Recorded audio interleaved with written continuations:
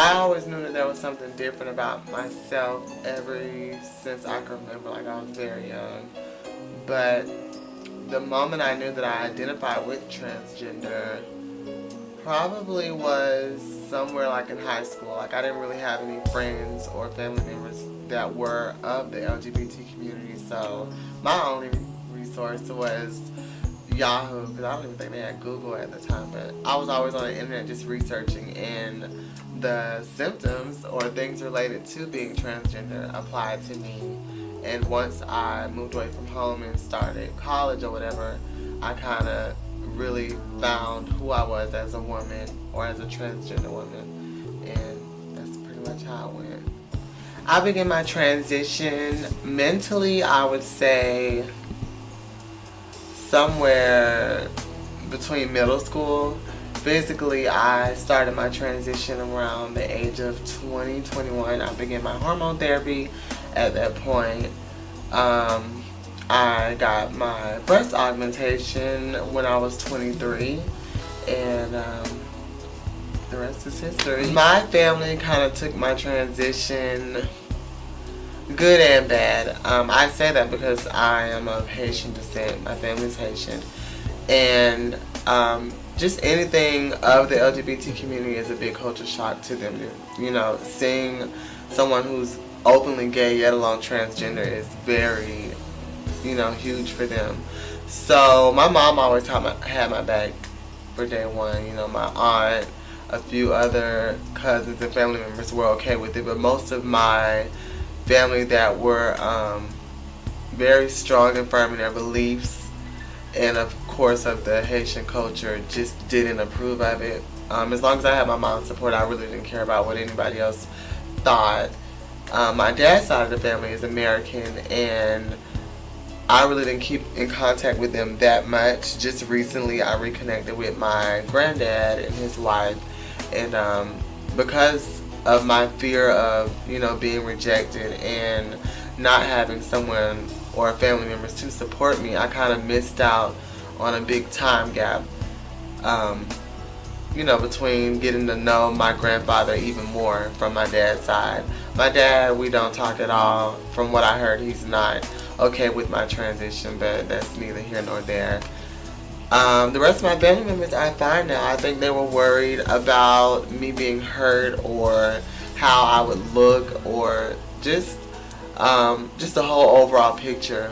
But I feel like people tend to come around once you show them that you're not going anywhere and you stand firm in what you believe in, and people will eventually come around. You just have to respect yourself and know that no matter what happens, whether they agree or disagree, you're going to still be you. My decision isn't based off of what my family thought or anybody else. It was simply based off of me. Before I even knew who I was as a woman today, he wasn't around. Him and my mom didn't agree for whatever reason. So him having an opinion as of right now at this point in my life really doesn't matter. Like, me being transgender isn't an issue. Like, you weren't around before that. So dating is very interesting for a transgender woman, and most of my transgender sisters can relate. There are a lot of people that do love us and want to love on us genuinely, but of course fear of society and what others may think kind of plays a big role in most transgender women finding their happily ever after. I myself prefer to date a guy who's just openly aware of his sexuality, like someone who's just totally comfortable with their sexuality, whether you're hetero, gay, whatever. The fact of you knowing that you want me and you're okay with that and you're not worried about what society thinks is okay with me. But regardless, I just feel like society just plays a very big role in it. Society plays a role in a lot of people's happiness, and some guys desire to be with transgender women and that makes them happy, but because of society and wanting to fit in and prove themselves to be a man or whatever the case may be, it kind of keeps them from having that girl that they desire. My gay mom, Destiny Chancellor, and my grandma, Nina Chancellor, I moved to Tallahassee, and I didn't know anything about drag. I didn't know how to put on the first wig. I didn't know anything about makeup. I was pretty much a blank canvas. And those talents and gifts that I do have now were instilled in me, but it took me being around other people who were willing to help me and, pull those gifts out of me, hence making me Amiyah Chancellor and just discovering the brand and the person that I am today. I would say I am a mixture of... I'm just going to say I'm a mixture of every female that I've encountered in the entertainment business. And I say that because I'm always open and willing to absorb something from somebody. No matter where I go, I'm always learning something. So I may have a little bit of Giselle in me. I may have a little bit of Sasha Sanchez, a little bit of Kyla, a little bit of Sheena, a little bit of Doree Saunders, a little bit of Tyra Lynn Fox. I mean, every woman that I've encountered, I have something, I pulled something from them, whether it be a makeup technique, a move that I've done on show, a garment. I'm just a mixture of my environment. I feel like unity is very important, and it's something that's lacking in the community because a lot of people have low self-esteem. They're not confident in who they are, and I feel like it starts with us, as a community, not even just being transgender, but just as a whole LGBT community. We need to stick together, and once we start to stick together, things will be better. You have to recognize your flaws and know that nobody can use them against you. I always adored K. Michelle way before she blew up like how she is now. Like the whole mixtape, I want to say it was What's the 411, or it was similar to something like that.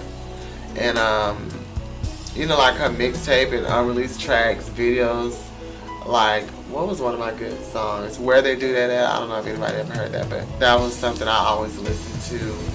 I didn't like the image that they made her come off as on Love and Hip Hop, like she was a bully.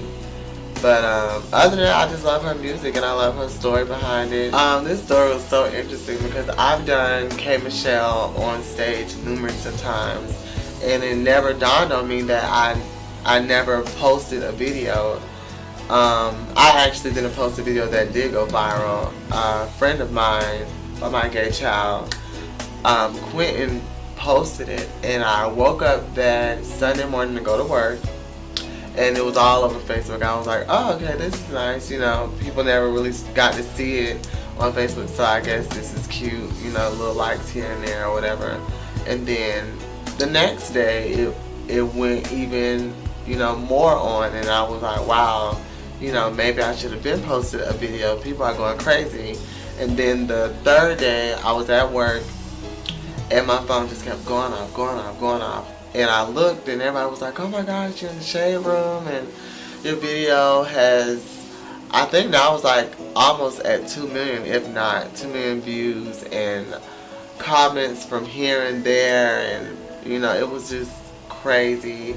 Some of K. Michelle's close friends wrote me on Facebook via inbox.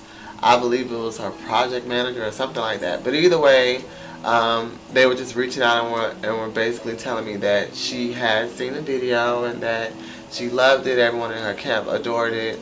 She would reach out to me soon. And I just thought it was crazy because this was never my intentions. Like, my plan that Saturday was to go there, do my show, and go home because I had to work Sunday morning. So I never, imagined that the video would have went there like it did, and that I would have met all these nice and mean people. And like, it's just crazy. Like, so many people have expressed like how they enjoyed it and how I'm an inspiration, and I just was doing what I normally do. So for me to get all that notoriety from that has just been amazing, and I just hope it gets better. Not as far as a newcomer, no. I mean, maybe as Miss Westland on a national level, maybe, but as far as a newcomer, that's done. I love Westland, though. I enjoy competing. I applaud them because they actually put me out there and got me well known in Atlanta, and it was great exposure a great experience. But Renaissance is probably the last stop on this train. This, at the very moment, is it. I feel like I've done all that I can as a newcomer.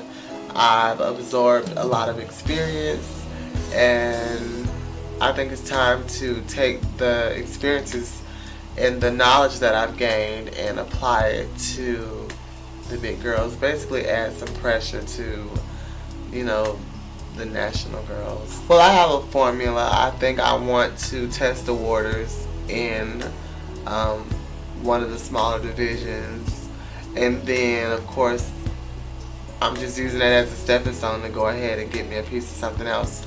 I would love to be Miss Universe. Well, I'm going to be Miss Black Universe one day. Miss Continental, Miss Black America, Miss Sweetheart. It's a few that I want to do before I turn 30, 31. I know how to sell a garment. One thing that I can apply myself for in any other girl is a girl who knows what she wants to do. Like, I'm not the type of girl who's going to sit around and wait for somebody to give me an idea. Like, I know what I want to do, and I know the kind of feeling I want to give to that crowd and to those judges. So I know exactly what I want, but with me stepping up, I know that I need to have a stronger talent, and I feel like my talent needs to be something that I can do effortlessly without a doubt, and something that will come off as genuine and from my heart, because I love doing pageantry. So I feel like that will be one of my challenges, making sure that my talent represents who I am as an entertainer and why I love competing and, being Amiyah Chancellor. So I know a lot of people wonder about my breasts. Yes, one of them sits higher than the other. I'll be going to have surgery for that in a few months, actually. I didn't rest like I was supposed to. I was moving around too fast and doing stuff that I wasn't supposed to, and hence that's what happened. But I really don't hear much about me. I try to stay out of all of that stuff. I mean, I'm out there obviously because of what I do, but only in a positive light, and I just pray to God that it can stay that way. Hopefully one day either own or work with a group home for like LGBT runaways, like, well, of course the young ones that don't have anywhere to go, or at least help with counseling our LGBT youth, because it's very hard out there and the suicide rates are like through the roof. So that would definitely be something that I would want to touch and be around. I would love to be married and be a parent, whether I adopt or have my own, and I don't know, just be an awesome wife and travel the world and just be happy and spread love everywhere. I know it sounds like some pageant answer, but honestly that's just what I want for my life and my future goals, just to be happy and inspire. My whole outlook on religion is that at the end of the day, I know my relationship with God, Jesus, whomever. I know that I pray every hour on the hour, every second, every minute, whatever. I know that I can't really go by explaining or telling somebody this is what you need to do or this is what the Bible says. Only thing I can be responsible for or relate to is just what my relationship with God. Like, I know that if I wasn't meant to be here, or if God didn't see it fit for me to be on earth, then He would have made it so that I wouldn't be here. So I feel like I'm here for a purpose. I feel like I don't owe anybody an explanation as to the God that I serve.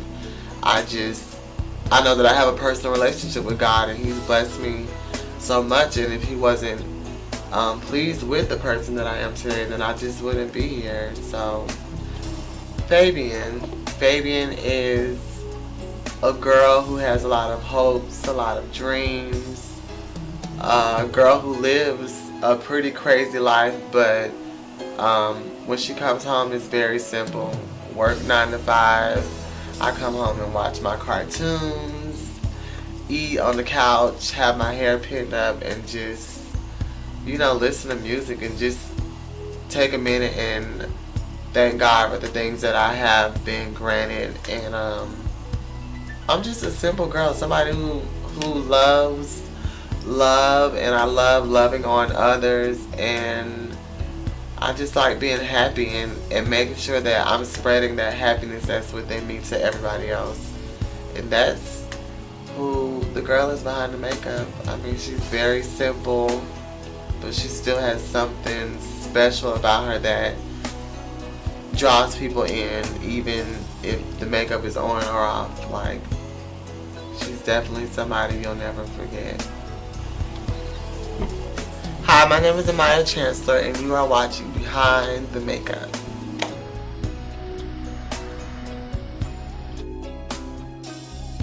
Oh shit, I ain't answered that. Oh shit. That was funny. Like, I didn't even know like how to breathe after you said it. I was like, oh my god. I'm not answering that.